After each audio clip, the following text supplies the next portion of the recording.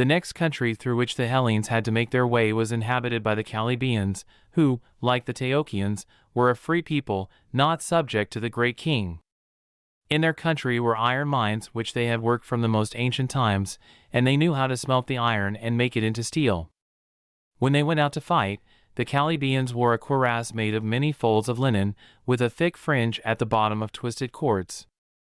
They wore also greaves and helmet, and carried a spear 22 feet in length and a short curved sword, with which they cut off the heads of their fallen enemies. These they carried about, singing and dancing, and displayed them to the foe with horrible delight. Like the Colchians, the Colchians were possessed of strong castles, to which they had carried off all the food in the country, and the Hellenes would have fared badly but for the cattle which they had recently taken from the Colchians. It was not the custom of the Colchians to meet their enemies in the open field, and they contented themselves with harassing the Hellenes whenever they could do so at an advantage, although, if their castles had been attacked, they would have defended them with the utmost bravery. As it was, the Hellenes suffered considerable loss during the 7 days that they spent in passing through this country, and, at the end of the whole march, Xenophon declared that the Colchians were the most warlike of all the many tribes with whom they had exchanged blows in Asia. After leaving their country, the Hellenes marched for 4 days through the land of the Scythians, until they came to some villages where they rested for 3 days, and took in a fresh supply of food. From thence, 4 more marches brought them to the rich and populous city of Gymnias, which derived its wealth mainly from the produce of a silver mine. It was the first city the Hellenes had seen for many long weeks, and here they met with the agreeable surprise of being received as friends. The governor paid them, unasked, the most welcome of all attentions in sending them a guide, who undertook to bring them, within 5 days, to a mountain from whence they could look down upon the Black Sea. At hearing this promise, the hearts of the 10,000 leaped for joy, for hitherto they had been marching on and on without in the least knowing how many more weary miles he had lay between them and the sea. But first the guide led them through a country of which the inhabitants were at feud with the city of Gymnias, and desired them to lay waste the land with fire and sword. It then appeared that the governor of Gymnias had received them so kindly because he hoped to make use of them. The Hellenes rendered him the service he required and ravaged the country, taking abundance of spoil. Soon afterward, they came to the mountain of which the guide had spoken and began to ascend it. Suddenly, Xenophon in the rear heard a cry from the van, who had now reached the top, and the cry swelled louder and louder as rank after rank came up to the place. Thinking that there must be some unexpected attack, Xenophon urged on his horse and galloped forward to see what was the matter. But as he came nearer, he perceived that it was no war cry, but a shout of joy. The Lada! The Lada! Was the cry, the sea! The sea! And there, on the distant horizon, glittering in the sunlight, was a narrow, silver streak, the long-looked-for goal of all their hopes. The soldiers burst into tears of joy, poured forth congratulations one to the other, threw themselves into the arms of their comrades and their officers. Then someone suggested that they should raise a trophy to commemorate the occasion, and all ran to get stones.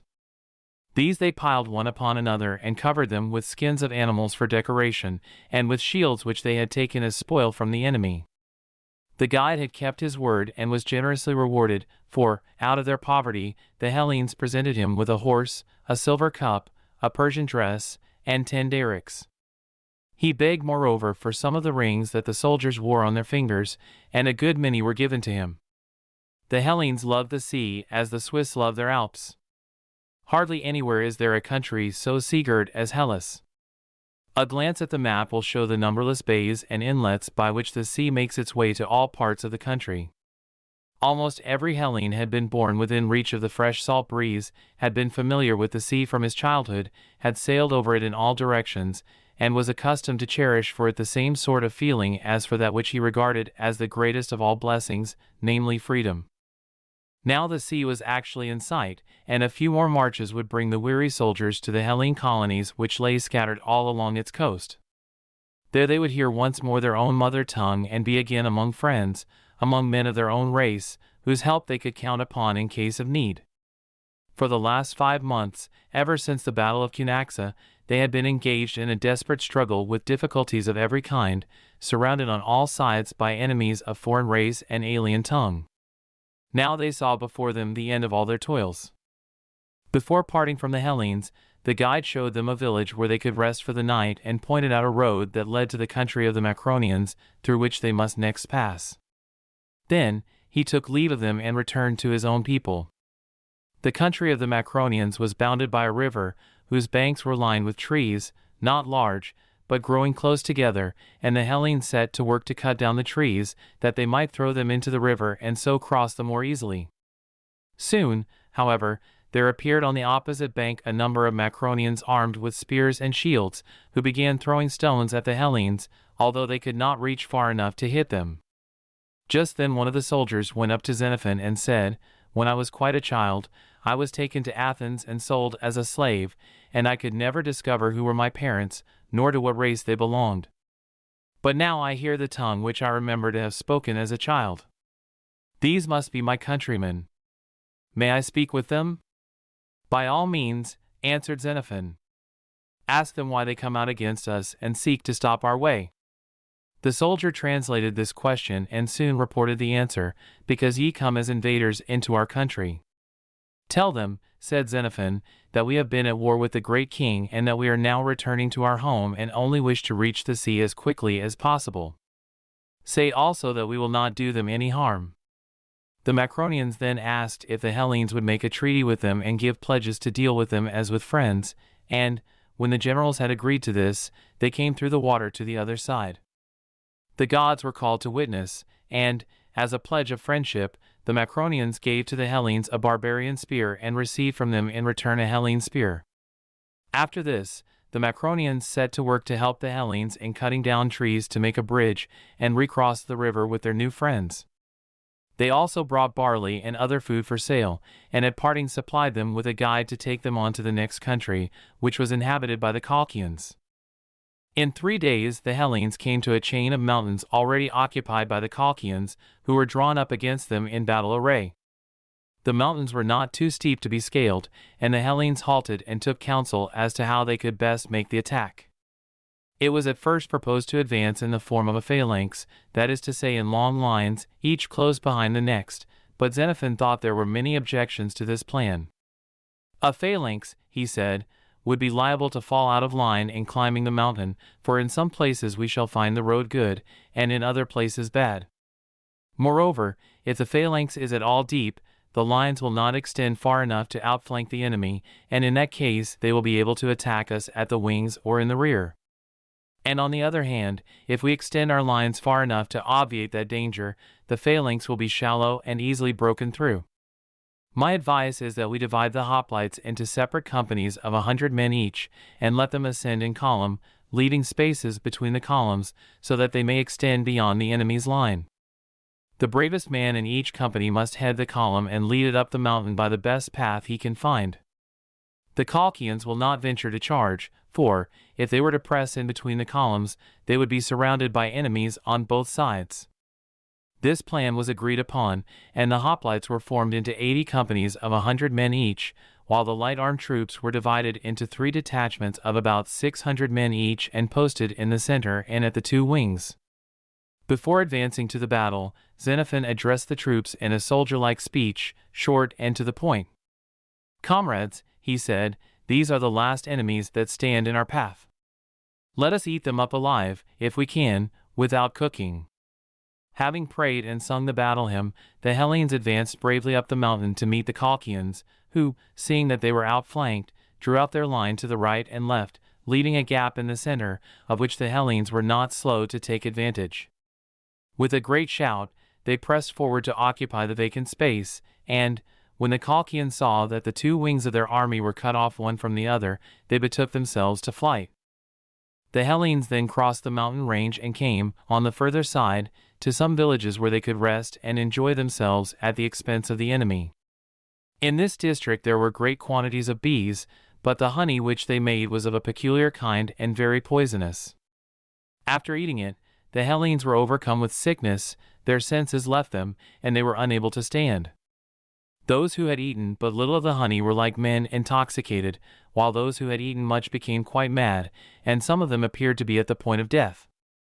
Hundreds lay on the ground unable to move, a prey to despair, just as if some great defeat had recently taken place. No one died, however, and at the end of 24 hours they all recovered their senses. In 3 or 4 days afterward, they were nearly, if not quite, well again. From the villages of the Colchians, 2 marches brought the Hellenes to the city of Trebizond, an ancient Hellene colony on the coast of the Black Sea. Now, at last, they had arrived at the sea. Now they could rest a while among their own countrymen, and forget all the miseries they had endured since taking service under the ill-fated Cyrus. The people of Trebizond received them with great kindness and made them gifts of cattle, barley, and wine. They also opened a market for them and brought abundance of goods for sale. By this time, however, money had become very scarce among the Hellenes, but they were able to provide themselves with food by making raids into the country of the Colchians. The march from Sardis to Cunaxa had occupied 6 months. The return journey from Cunaxa to Trebizond had lasted 5 months. It was now February, and since December all the other trials of the retreat had been aggravated by the intense cold which had cost many of them their lives. When reviewed by Cyrus before the battle of Cunaxa, the Hellenes had numbered 13,000, but, by the time they reached Trebizond, they had become reduced to 8,600. Of those who were missing, some had been killed by the enemy, and others had perished in the snow or had been cut off by sickness. In round numbers, they are always spoken of as the famous 10,000.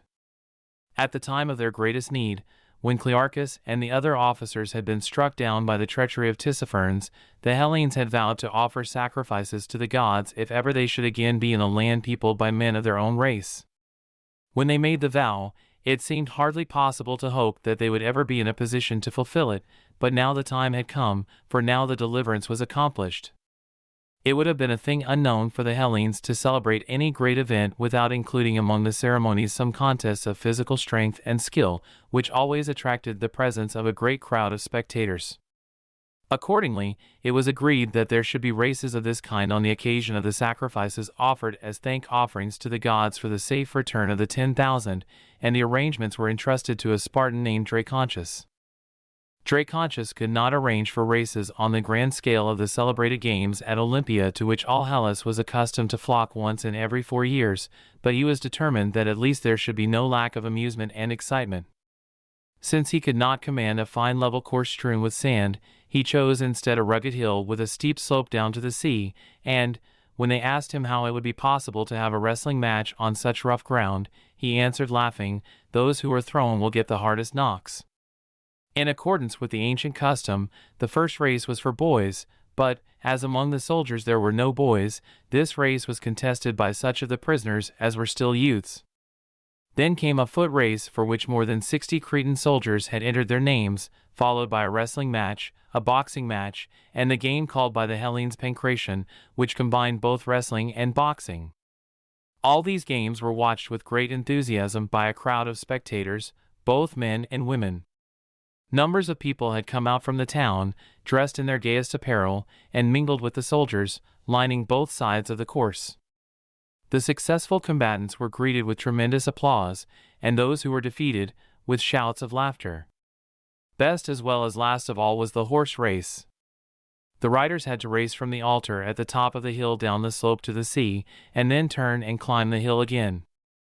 They started off at full gallop, but many of the horses tripped in the uneven ground and rolled over and over, while others who had gone down well enough came toiling back, unable to get beyond a walk. All this called forth peals of laughter from the spectators, together with many shouts and cheers. The prizes given to the winners were the skins of the animals that had been slaughtered for the sacrifices. Not far from the place chosen for the games was the spot where the Argonauts were said to have landed long ago to win the Golden Fleece. The story of Jason and his brave comrades was one of the old tales that the Hellenes loved, of dauntless heroes helped by the gods to accomplish tasks beyond the power of mortal men. If that old story was remembered by the Hellene soldiers as they took part in the games, they might have reflected with pride that, although there was nothing superhuman in the task which they had just brought to a successful issue, yet it had nevertheless demanded courage and endurance, and by the help of the gods they had triumphed. Many a time there had seemed no possibility of escape, many a time they had been within a hair's breadth of utter destruction, but at last they had reached the goal. Certainly, there was still a strain of the blood of the heroes in the veins of the brave 10,000.